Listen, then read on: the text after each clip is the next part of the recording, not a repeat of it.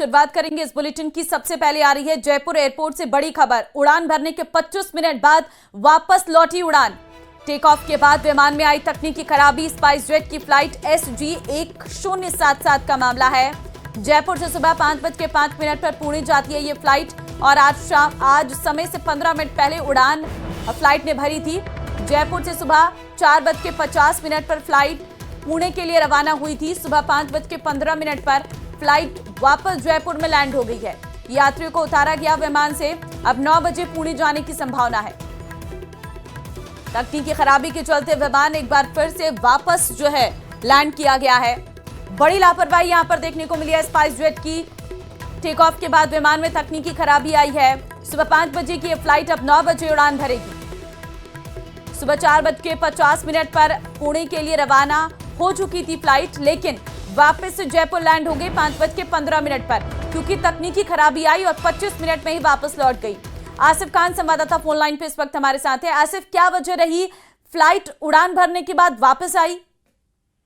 बिल्कुल आयुषी, ये spice jet की फ्लाइट का एक मामला है जिसकी संख्या है SG 1077।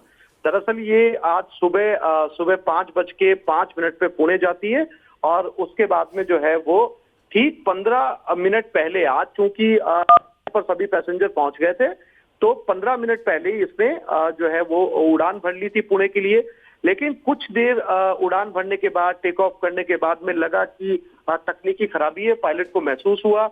और आपको याद होगा, अहमदाबाद हादसे के बाद में बहुत सारे प्रिकॉशंस लिए जाने लगे हैं। उसी के चलते जब पायलट को लगा कि तकनीकी खराबी है, तो 20 से 25 मिनट के बाद में फ्लाइट उसने परमिशन मांगी जयपुर वापस लैंड होने की, और कुछ ही देर के अंदर फ्लाइट वो वापस जयपुर लैंड हो चुकी है।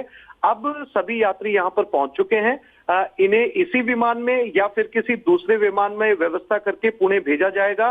फिलहाल सभी इंजीनियर्स इस फ्लाइट की जांच कर रहे हैं ताकि इसे ओके करके दोबारा से उड़ान भरने के काबिल बनाया जा सके।